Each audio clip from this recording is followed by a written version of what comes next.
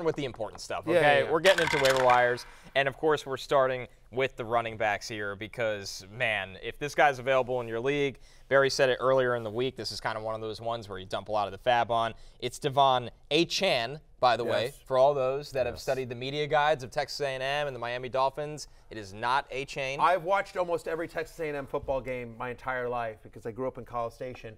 It's always been De'Von Achane, but after his record-setting performance, he apparently told people, Adam Schefter tweeted this out, reported it, that he would prefer to be called De'Von Achane moving forward. We will respect you run for 200 yards and 4 touchdowns. We'll call you whatever you want. Listen, when you go for 18 carries, 203 yards, 2 touchdowns, 2 more touchdowns through the air, he asked for 2 things, and they're honestly simple things. Just say my name like this, and I want my Madden rating a little higher. So good for De'Von Achane, Jay, who Achane, who it's going to take a while because we've been talking about this guy for years. Is the darling of the waiver wire. You know what's crazy about Achane is that he actually got tackled at the 1-yard line in this game, and did not score on that same drive. So literally could have had 5. Yep. A day of almost for De'Von Achane. What I love is that his name has been. Well, he was on my bench, and I still. Sorry, Michael Smith, but I still kind of, as Barry would say, crush you like a drink. My favorite thing about Achane is that it's been Achane or Achane, and then Damien Dabrowski's been calling him Achane, the producer. So a lot of ways that you can say his name, but however you say it. Only one way to get him on your roster. That's to use the #1 waiver wire bid or fab. Here's what I would say. So, real quickly, I think we just got to talk about him. We don't know. The positives are he led the team in snaps. He led the team in rushing attempts, right? He actually had more rushing attempts than friend of the podcast, Raheem Mostert. And we don't know if Jeff Wilson, what his role is going to be. He's currently out. So there's 3 scenarios that happens right here with Achane, right? He overtakes it all, right? Like he's the lead running back on the best offense in football. It's a timeshare with Raheem Mostert. Or it's a 3 running back by committee backfield when Jeff Wilson Jr. comes back. Given Raheem Mostert's injury history and given the fact that McDaniel, going back to his days in San Francisco, seems to like a multiple running back set, this is a guy who's young, who fits their profile. Like, none of this is a fluke. That's the thing. Like, he is a power speed combination, Connor, that we've talked about. 3rd round pick for a team that didn't have a lot of picks. For a team that didn't have a lot of picks, they traded up to get him as well. McDaniel, all the reports was standing on the table to get him during draft night as well. So I think the worst case scenario is what we saw. Again, you've seen his best game of his career, but the worst case scenario is he's like a 1B in a 2-headed monster. I don't think it's going to be a 3-headed monster. I don't think this guy comes off the field. You know what I mean? Like to a significant, they'll mix in Mostert and maybe Wilson when he comes back. But ultimately, I think Achane has earned it. I would 75% of my fab. I would just because running backs are hard to come by. Running backs on this kind of offense are hard to come by. And there's a scenario again, there's a wide range of outcomes whether he's part of a 3-headed committee. But there's a scenario where Mostert gets hurt or he's just too good that he winds up with 15 to 20 touches a game. And I think they play at such a high pace of play that he's going to wind up with double-digit touches on the team that scores the most touchdowns in the NFL. Who would you rather have, Mostert or Achane the rest of the way? Mostert is the #1 running back in fantasy right now, by the way. We're overlooking his day. You know what I mean? I think I'm probably still sticking with Mostert because the only anti-Mostert argument is the injury history. Right. That's the only thing. And Achane was also banged up in the preseason as well, but it's close. But the fact that I had to pause for a second when you asked me who would I rather have, the #1 running back in fantasy or a rookie with 1 good game under his belt, tells you what we think about De'Von Achane. And you bring up a great point. I mean, Denver's defense feels like the Disneyland for fantasy this year, where whoever's seeing them could just go off. And that's the case for our next running back in Roschon Johnson, who plays the Broncos this week. And Roschon Johnson has not had that game, for a rookie running back that really stands out. He's coming off week 3, 8 carries, 38 yards, 2 catches, 11 yards. I do think he could help in the pass game a lot. But he's available in 52% of leagues right now, Matthew. And he does have Denver on the schedule coming up next. Yeah, he certainly does. And, I mean, we've talked about this on draft night. If this guy played at any other college, right? I mean, he gets more spotlight. He's behind Bijan Robinson. Yeah, exactly. And so I would say from a skill standpoint, he strikes me as the best running back on that Bears offense. He is. They're 0-3. They need to get him more touches. Roschon Johnson is coming. Double-digit touches in 2 out of 3 games this year, 45% of the snaps in week 3. His snap rate has increased in each week. It's not a matter of if, it's a matter of when Roschon Johnson takes this backfield over. We're saying get ahead of it, and we're saying get ahead of it this week because, to your point, Connor, they played Denver this week. And if anything, we've seen guys getting about 50% of the touches in a backfield against the Broncos tend to have pretty good days at the office. And another thing with Roschon, he's really good in pass pro, and he can catch the dump-off passes. He's going to help you in PPR, and I don't think the Bears have faith in any of their other running backs to do that right now. So he's not this kind of guy where you need the big play from. He can honestly set a floor for you. He just needs to be on the field, and I think the Bears are finally ready to make that move, Jay. Yeah, I think the main thing, too, is that the Bears are 0-3, and if they're not already in Caleb Williams mode, that's coming pretty soon because they look like the worst team in football at the moment, evidenced by the fact that they are a home underdog to the team that just lost by 50 points. So that's a problem. I do think the Broncos, that defense will get better. Justin Simmons will come back. They won't lose by 50 every week. And I don't think that's going to be the worst defense in football that it's looked like so far. But it is a good matchup for Chicago, certainly compared to previous matchups. How about looking at the Ravens, Jay? Justice Hill available in 64% of leagues. The Ravens do have that gauntlet of Cleveland's defense ahead of them. Next week. He was inactive last week. He was dealing with a toe injury. Could return in week 4 because Justice Hill is on our list because Gus Edwards leaves Sunday's game with a concussion. Yeah, and this is just kind of the placeholder in this segment for the Ravens running back du jour, where right now it's Justice Hill because Gus Edwards is in concussion protocol, and Justice Hill could be the guy if he comes back from his own injury. But again, this offense just hasn't looked as high octane as it was supposed to be. But if he is the lead running back in a Lamar Jackson offense, then he will be valuable. But Cleveland, at Pittsburgh, at Tennessee, 2 out of 3 of those matchups are terrible against Cleveland and Tennessee, and then Pittsburgh's defense is looking better as well. So I don't think you're super excited about Justice Hill, but he's going to be a viable flex if it's just him in the backfield. Right, but it won't be. That's the problem. Is that even if Gus Edwards is out with a concussion, the fact is Melvin Gordon played 40% of the snaps in week 3. He had almost 60 yards on 12 touches, and so Melvin Gordon is like a professional running back. He's not amazing, but is he solid? And again, even Kenyon Drake. Kenyon Drake was sitting on his couch watching this show, flipping through Peacock, going, "What the hell else is on?" He's talked about every year on this show. Yeah, so. Exactly.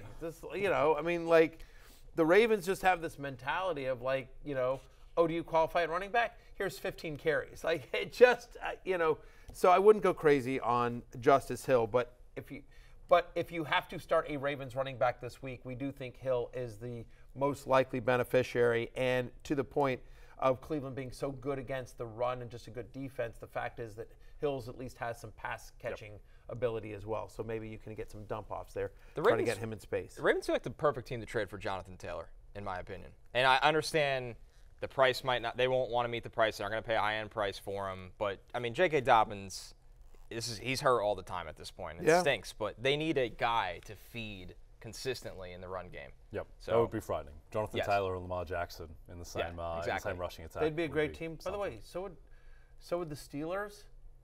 Honestly, I'm not a Najee guy. You know this, sorry. But I do, with a fiery passion. And I don't know that they believe in Jalen Warren, but just think about Jonathan Taylor. Jonathan Taylor, who is what Najee Harris wants to be. What they want Najee Harris to be, Jonathan Taylor actually is. Can he play quarterback? I think that's what Pittsburgh might need. Looking over at the Giants, Matt Breida essentially taking over for Saquon Barkley, who has said he has a high ankle sprain, which in theory, if you have a high ankle sprain at running back, you're going to be out a long time. We'll see what Saquon does. Breida available in 98% of leagues. Jay, I think more importantly, they're playing Seattle. So while it's looked awful for the Giants offense in just about every aspect of the season besides the second half of Arizona, maybe there's some hope on the schedule for the Giants run game? There is. Matt Breida was in the Saquon Barkley role against San Francisco. He played 21 of the first 24 snaps in the first half when the game was competitive. It's just that they never had the ball because De'Von Samuel and Christian McCaffrey kept on converting 3rd and 15s. So the Giants were never on the field. They never had a positive game script, so he only got 4 carries. I think he'll be a viable flex or low-end RB2 if he is the starter and there's no Saquon against the pretty suspect Seattle defense. Barry, let's look at some backup running back stash targets. These aren't necessarily guys that you think are going to help you win in week 4, but maybe somebody you can keep on the roster and you're one injury away from a breakout. Kendre Miller on the Saints. We know Alvin Kamara is coming back from suspension. Jamal Williams is hurt. We'll see what Kendre Miller, the 3rd-round pick for the Saints, can end up doing this year. Tyjae Spears, Derrick Henry coming off a really, really disappointing week. They're not going to move away from Derrick Henry. Over 50% of snaps in 2 or 3 games this season. By the way, but he's playing, and more importantly, like they might move off Derrick Henry if the season goes south and it's heading that way. Trade candidate. You could say like, hey, we're going to trade Ryan Tannehill. We're going to trade, Derrick Henry. We're going to go with Will Levis. We're going to go with the youth movement. We're going to go with Tajay Spears. And so again, waivers is always about this. What do you need? Do you need somebody this week, or are you just trying to fortify your bench so that when, like to your point, when I beat Jay this week in our show league, I had Jerome Ford on my bench already. I didn't have to go to the waiver wire and blow everyone out with my fab budget because I already had Jerome Ford. You already had De'Von Achane on your bench. Yeah. I had Tank Dell on my bench. Right. He had, I don't know, people that you didn't want to use on your bench. But, and this is the reason why you're right. Schultz out there? Yeah, exactly. I cut Dalton Schultz for Zach. Yeah, exactly. Right. Great transaction. But that's my point. And so Tajay Spears, Kendre Miller, these are guys that we think. You saw Zach Charbonnet there. Yeah. Zach Charbonnet, he's rostered about 54% of leagues, so he might not be eligible, but I believe in that talent, and you never know given Ken Walker's injury history. Rico Dowdle has had back-to-back games with 3 red zone touches. Obviously, if anything were to happen to Pollard. He's an injury away from being not just fantasy relevant, but a league changer. Fantasy superstar. Most people probably can't afford that stash, but man, if you're stashing hoping for a boom, and we're not rooting against Tony Pollard or him to get hurt, the reality is this is a guy that got a broken, fibula last year. 1,000%, and it's his first year as being the true workhorse running back. And no, we don't root for injury, but the fact of the matter is it's a violent game. Injuries do happen, and so you've already seen it with Austin Eckler, with Jonathan Taylor, with Saquon Barkley, with Nick Chubb. Like we've already seen big-name running backs miss time, and in some cases significant time with injuries. The fact of the matter is that Rico Dowdle, these are all guys that we think are worth a stash, and you saw it there on the screen in terms of the order that we would put them in. Yeah, so let's order them right now. To recap the top running back waiver targets from Barry for Week 4, we led with De'Von Achane from the Miami Dolphins. He's number 1. If he's available in your league, you heard Barry say it, 75% of the fab is what you're looking at there. Jay, we talked about Roschon Johnson. It's probably his time in the Bears offense. I think the question is just what is the Bears offense? Yeah, absolutely. And the one guy who's not on this list but is, I think, very high upside, as we talked about, Tajay Spears. The fact that he's out-snapped Derrick Henry in 2 out of 3 games, one, that's really weird. Secondly, the Titans' offensive line is so bad that they're sending multiple tight ends in motion to block Myles Garrett.